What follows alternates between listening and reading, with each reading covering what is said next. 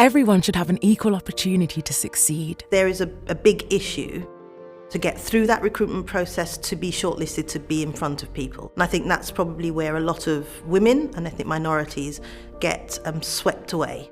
Like myself, even whilst getting decent grades and going through school and going through university, if you don't go to the right schools, then you won't be targeted by these corporations. When I transitioned, I didn't have a clue about the LGBT world. I didn't have a clue about the bias that you come up against.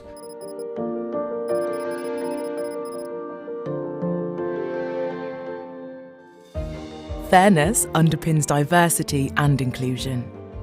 We don't all start from the same place, and it's essential to recognise that privileges and barriers exist for different people. We are a drama-based behavioural change organisation. ICAEW's Inclusion Workshop with chartered accountants from across the UK examined how businesses can encourage a sense of belonging and allyship, and why demonstrating fairness is essential to creating a culture of inclusion. Deborah is a non-executive director. You can get your processes right, you can get the money situation right, but the people drive both of those. And where you are not using the best team, and it's the definition of what you call best, I think is the key problem. The reality is it should be embedded into the way that you do your work. It should be embedded into the way that we hire, have our everyday interactions, the way we run our meetings, the way we run our evaluations and our promotions.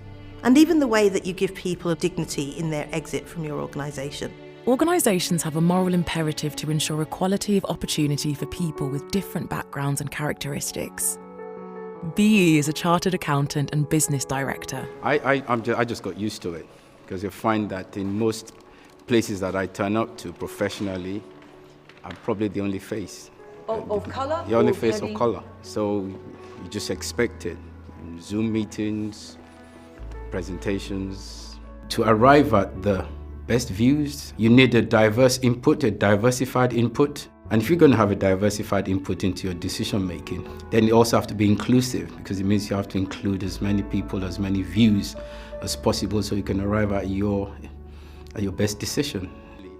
ICAEW and STEPS Drama Workshop considered the kinds of biases that can emerge in the workplace. Okay, well look, I am playing golf with him and some of the guys next week, so I could sound him out. Vincent is an audit associate and co-founded his firm's ethnicity network.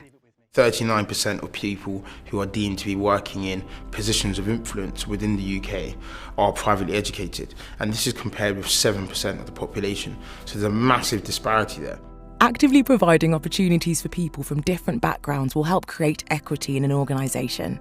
So accounting firms need to put more effort into understanding why that is within their particular company, and then putting in place the right interventions to make a difference. Young black people don't know about accounting, they don't know about valuation, they don't know about modelling. So you need to be going out there, going to the right schools, going at a much earlier age and encouraging young people from underrepresented groups into the industry as a whole, and then your firm will benefit as a subsidiary. An important part of fairness is recognising the biases we all have, or when we act on subconscious, deeply ingrained stereotypes or attitudes. Isabella is a partner at an accountancy firm and has experienced others' bias.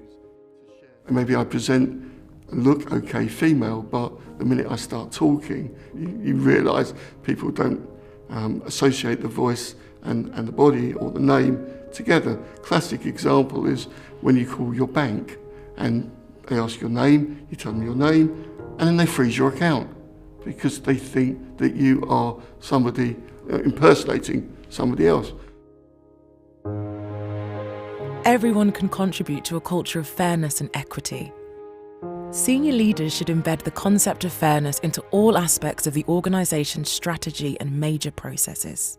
As a non-executive director, I'm really committed to ensuring that we have more diversity of women and people of colour at boards. If you are partners, senior managers in audit firms of any size, whether you're in practice or industry, if you're a senior leader, that provides you with greater innovation to solve some of the most challenging problems. Examine HR policies and procedures, especially in recruitment and progression. This is such a crucial step in creating a fair organisation. Annabelle is a tax associate. So I was using a wheelchair, so in that situation, I think it's something that needs to be considered is actually the time it takes to have a disability.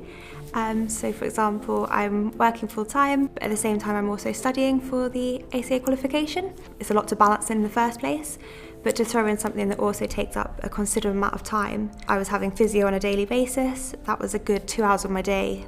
The firm's been really good with my perspective in that we've reduced the exams I'm sitting and we've pushed a lot of them back, which has been really helpful.